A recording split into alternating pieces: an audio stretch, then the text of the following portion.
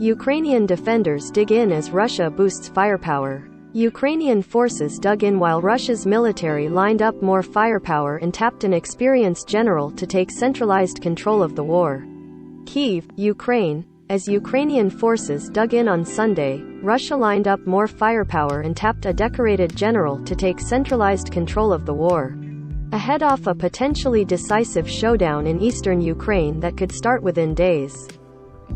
Ukrainian President Volodymyr Zelensky warned Sunday in his nightly address to the nation that the coming week would be as crucial as any in the war, saying, "Russian troops will move to even larger operations in the east of our state." He also accused Russia of trying to evade responsibility for war crimes in Ukraine. When people lack the courage to admit their mistakes, apologize, adapt to reality and learn, they turn into monsters. And when the world ignores it, the monsters decide that it is the world that has to adapt to them, Zelensky said. The day will come when they will have to admit everything except the truth, he added. Experts have said that the next phase of the battle may begin with a full-scale offensive. The outcome could determine the course of the conflict, which has flattened cities, killed untold thousands and isolated Moscow economically and politically. In an interview that appeared on 60 Minutes Sunday night, Zelensky said Ukraine's fate as the war shifts to the south and east depends on whether the United States will help match an expected surge in Russian weaponry in those regions. To be honest, whether we will be able to survive depends on this, said Zelensky, speaking through a translator. I have 100% confidence in our people and in our armed forces. But unfortunately, I don't have the confidence that we will be receiving everything we need. Zelensky thanked President Joe Biden for U.S. military aid to date but added that he, long ago, forwarded a list of specific items Ukraine desperately needed and that history would judge Biden's response. He has the list, Zelensky said. President Biden can enter history as the person who stood shoulder to shoulder with the Ukrainian people who won and chose the right to have their own country. This also depends on him. Questions remain about the ability of Russia's depleted and demoralized forces to conquer much ground after their advance on the capital, Kyiv, was repelled by determined Ukrainian defenders. Britain's defense ministry reported Sunday that the Russian forces were trying to compensate for mounting casualties by recalling veterans discharged in the past decade. In Washington, a senior U.S. official said that Russia has appointed General Alexander Dvorokov, one of its most seasoned military chiefs, to oversee the invasion. The official was not authorized to be identified and spoke on condition of anonymity. Until now, Russia has had no central war commander on the ground. The new battlefield leadership comes as the Russian military prepares for what is expected to be a large, focused push to expand control in Ukraine's east. Russia-backed separatists have fought Ukrainian forces in the eastern Donbass region since 2014 and declared some territory there as independent.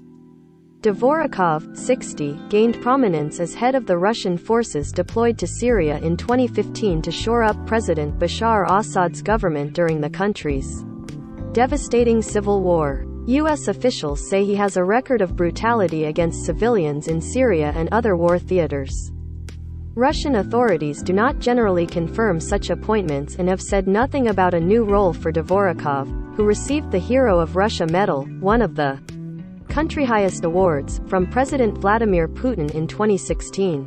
U.S. National Security Advisor Jake Sullivan, speaking Sunday on CNN's State of the Union, played down the significance of the appointment. What we have learned in the first several weeks of this war is that Ukraine will never be subjected to Russia, Sullivan said. It doesn't matter which general President Putin tries to appoint. Western military analysts say Russia's assault has increasingly focused on a sickle-shaped arc of eastern Ukraine, from Kharkiv, Ukraine's second-largest city, in the north to Kherson in the south. The narrower effort could help Russia's problem, earlier in the war, of spreading its offensive too widely over too great a geographic area. Just looking at it on a map, you can see that they will be able to bring to bear a lot more power in a lot more concentrated fashion, by focusing mainly on eastern Ukraine, Pentagon spokesman John Kirby said Friday. Newly released Maxar Technologies satellite imagery showed an 8-mile, 13-kilometer convoy of military vehicles headed south through Ukraine to Donbass.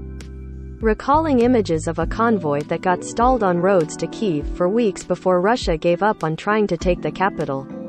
On Sunday, Russian forces shelled government-controlled Kharkiv and sent reinforcements toward Izium to the southeast in a bid to break Ukraine's defenses, the Ukrainian military command said. The Russians also kept up their siege of Mariupol, a key southern port that has been under attack and surrounded for nearly 1.5. A Russian Defense Ministry spokesman, Major General Igor Konashenkov, said Russia's military used air-launched missiles to hit Ukraine's S-300 air defense missile systems in the southern Mykolaiv region and at an airbase in Chuhuiv, a city not far from Kharkiv. Sea-launched Russian cruise missiles destroyed the headquarters of a Ukrainian military unit stationed farther west in the Dnipro region, Konashenkov said. Neither the Ukrainian nor the Russian military claims could be independently verified. The airport in Dnipro, Ukraine's fourth-largest city, was also hit by missiles twice on Sunday, according to the regional governor. On Sunday night, Zelensky again called on Western countries to provide more assistance to Ukraine. During talks with German Chancellor Olaf Scholz, Zelensky said he discussed how to strengthen sanctions against Russia and force Russia to seek peace. I am glad to note that the German position has recently changed in favor of Ukraine. I consider it absolutely logical, Zelensky said. The president of the European Commission said on CNN's State of the Union Sunday that Ukraine's response to a questionnaire she recently handed to Zelensky will enable her to decide whether to recommend the nation as a candidate to join the EU. The process normally takes years, but Ursula von der Leyen has said Ukraine's application could take just weeks to consider. Yesterday, somebody told me, "You know, when our soldiers are dying, I want them to know that their children will be free and be part of the European Union," von der Leyen said. Ukrainian authorities have accused Russian forces of committing war crimes against civilians, including airstrikes on hospitals, a missile attack that killed at least 57 people at a train station, and other violence discovered as Russian soldiers withdrew from the outskirts of Kyiv. A day after meeting with Zelensky in Kyiv, Austrian Chancellor Karl Nehammer announced that he will meet Monday in Moscow with Putin. Austria, a member of the European Union, is militarily neutral and not a member of NATO. Ukraine has blamed Russia for killing civilians in Bucha and other towns outside the capital, where hundreds of bodies, many with their hands bound in signs of torture, were found after Russian troops retreated. Russia has denied the allegations and falsely claimed that the scenes in Bucha were staged. Maria Vasilenko, 77, a resident of Borodyanka, said her daughter and son-in-law were killed, leaving her grandchildren orphaned. The Russians were shooting, and some people wanted to come and help, but they were shooting them. They were putting explosives under dead people, Vasilenko said. That's why my children have been under the rubble for 36 days. It was not allowed to remove bodies. In Mariupol, Russia was deploying Chechen fighters, reputed to be particularly fierce. Capturing the city on the Sea of Azov would give Russia a land bridge to the Crimean Peninsula, which Russia seized from Ukraine 8 years ago. Residents have lacked food, water and electricity since Russian forces surrounded the city and frustrated evacuation missions. Ukrainian authorities think an airstrike on a theater that was being used as a bomb shelter killed hundreds of civilians, and Zelensky has said he expects more evidence of atrocities to be found once Mariupol no longer is blockaded.